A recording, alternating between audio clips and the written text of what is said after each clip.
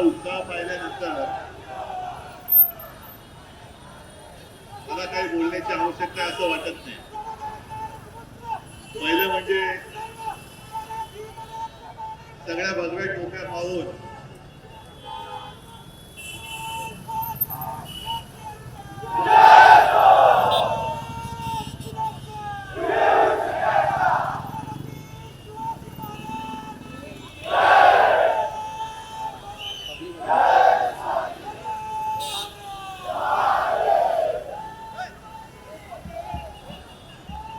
सर्व भगवे टोप्या पाहून उत्साहाला उदाहरण आलेलं आहे. कारण भगवा रंग आहेच तसा. मधल्या काळामध्ये मी परवा बोललो तरी जास्त काही बोललो नाही, थोडं राखून ठेवलेलं आहे. आणखीन कोणी पुढचं दिलं तर तेही बोलून टाकेल. पण मधल्या काळात या भगव्याला कलंक लावण्याचा प्रयत्न केला गेला, पण भगव्याला कलंक लावणारा अजूनही जन्माला आलेला नाही, तो येऊ शकत नाही. किती शतक झाली असतील, हजारो वर्ष झाली असतील, आपला हिंदुत्वाचा शिवछत्रपतींचा भगवा हा कायम असा तेजस्वी आणि ओजस्वीच राहिलेला आहे, तो तसाच राहणार.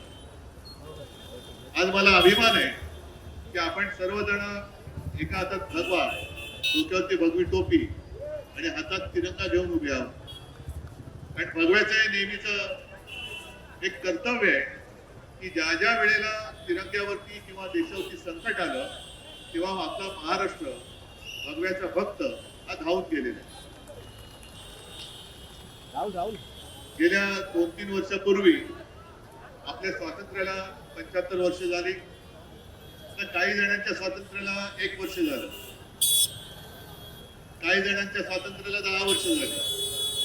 कारण ज्यांचा स्वातंत्र्य लढ्याची सुतराम संबंध नव्हता, ज्यांना स्वातंत्र्याचा संग्राम काय आहे, स्वातंत्र्याचा लढा, त्याच्यासाठी किती लोकांनी आपलं बलिदान कसं दिलं, घरादारावरती निखारे ठेवणं म्हणजे काय असतं याची कल्पना नाही, दुर्दैवाने त्यांच्या हातात आज या देशाचं स्वातंत्र्य गेलेलं.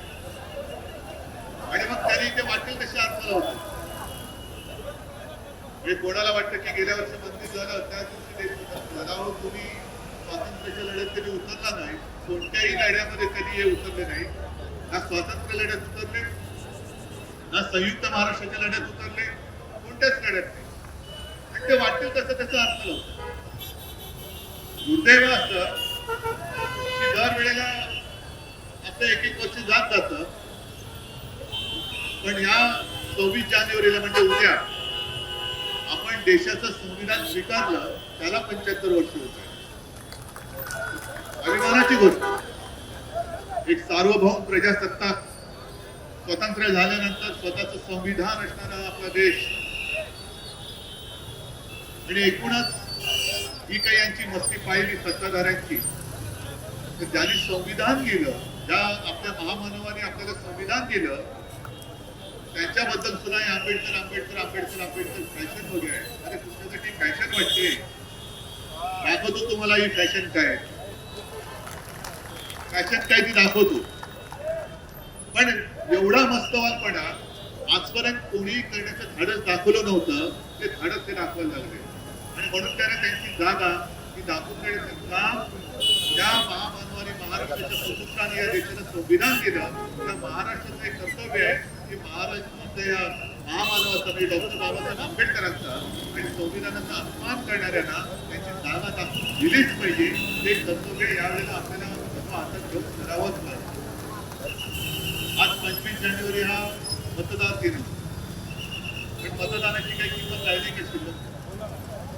कसं मतदान होतंय, म्हणजे माझं तर म्हणणं असं की ईव्हीएम मध्ये घोटाळा होतो नाही होत ही तांत्रिक बाब आहे, पण त्याच्यामध्ये सुद्धा आता या सगळ्या यंत्रणा हातामध्ये धरून जणू काही या देशामध्ये नागरिक हा नावाचा प्राणी नाहीच आहे अशा पद्धतीने राज्यकारभार चाललेला आहे. आणि आपले मूलभूत अधिकार हे आता हिसकावून घेतले जातात.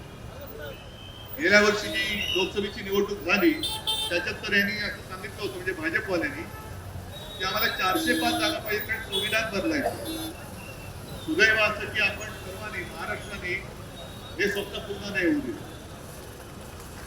पण संविधान मानतंय कोण? कारण गद्दारी करून शिवसेना फोडली, संपवली, त्याला सुद्धा 2.5-3 वर्ष होऊन गेली. आम्ही दरवाजे ठोकून आमचे हात आता दुखायला लागले. लोकशाही या देशात शिल्लक राहिले की नाही. तसं पाहिलं तर हा निकाल पहिल्या 2-3 महिन्यामध्ये लागायला पाहिजे होता. त्या संविधानामध्ये कलम 10 काय ना शेड्यूल टेक्स हे सगळ्यांना कळते, पण समोर दिसत असून सुद्धा मानायचं नाही ही हुकुमशाही. आणि त्या हुकुमशाहीच्या विरुद्ध आपण आज उभे आहोत.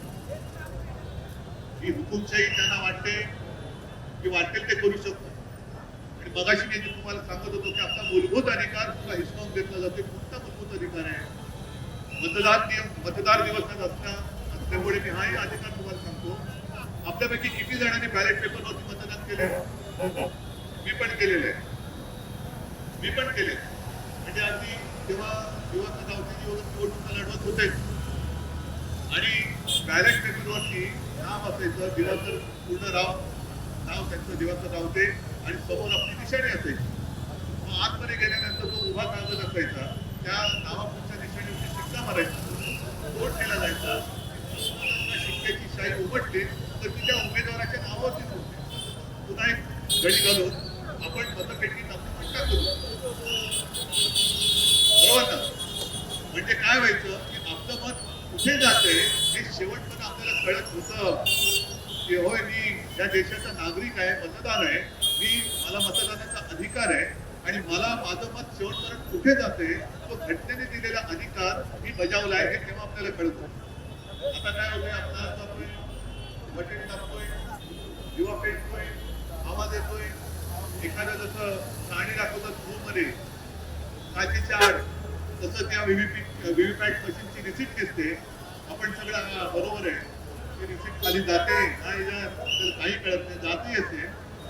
पण महत्वाचे जे 2 प्रश्न आहेत. एक तर मी बटन दाबल्यानंतर दिवा लागलेला दिसतोय, आवाज ऐकतोय, रिसिप्ट बघतोय, पण माझं मत आज रजिस्टर कसं आणि कुठे झालंय हे मला कळण्याचा अधिकार होता, तो या सरकारने काढून घेतलेला आहे. ही लोकशाही. आणि दुसरी गोष्ट, ठीक आहे मी रिसिप्ट पाहिली, पण ती रिसिप्ट बघितल्यानंतर ती केराच्या टोपलीत जात असेल, तिची मतमोजणीच होत नसेल तर काय टाकायचं हा मतदानाचा अधिकार. त्या रिसिप्टचं काय परवा हेच नाही, नुसतं खर्च होतं. आणि त्याहून आता आणखी ते भयानक केलेलं आहे की त्या मतदान केंद्रातलं व्हिडिओ शूटिंग हे तुम्ही मागितलं तर तुम्हाला मिळणार नाही. ही लोकशाही. ज्या एका फिल्ममुळे चंदीगडच्या महापौराच्या निवडणुकीतला घोटाळा हा कोर्टासमोर आला आणि ती निवडणूक रद्द करून मला वाटतं पुन्हा तो महापौर बसला, ते आता तुम्हाला पुरावाच मिळणार नाही. आता या सगळ्या प्रकाराला पुरावा का गाणावा आहे तुम्ही ठरवायचं. आणि म्हणून आज मी हे ठरवलं की अगदी बाकीच्यांनी जरी कोणी काय करायचं आणि ते सगळे लागलं नाही. बाळासाहेबांचा विचार हा विचार आहे की हातामध्ये आणि दुसऱ्या टोपी आहे पण हातात तिरंगा आहे, एका हातात तिरंगा आणि दुसऱ्या हातामध्ये भगवा. हे बाळासाहेबांचे विचार आहे. आलेत लोटांगण मंदिर चरण नाही आणि हे तर वंदन करण्याचे लायकीचे पण नाहीये.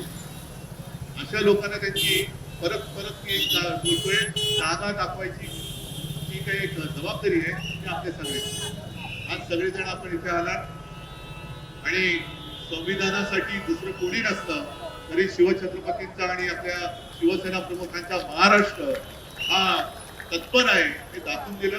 आज महाराष्ट्रामध्ये सर्व तालुक्यांमध्ये, जिल्ह्यांमध्ये हे प्रतिमा पूजन भारत मातेचं आणि नुसतं भारत माता की जय बोलायचं आणि भारत मातेला साखळी दंडात पुन्हा आपल्याच कब्जात ठेवायचं हे जसं त्यावेळेला स्वातंत्र्य लढ्यामध्ये परक्यांपासून भारत मातेला मुक्त केलं, तसंच जर आपले स्वकीय जर भारत मातेला पुन्हा आपल्या साखळी दंडाने बांधून ठेवण्याचा प्रयत्न करणार असतील तर ती तोडण्याची सुद्धा जबाबदारी ही आपली आहे आणि आपण ती स्वीकारले. हे आजच्या या कार्यक्रमातून जे कोणी हे स्वप्न बघत असतील त्यांना हा इशारा देतोय.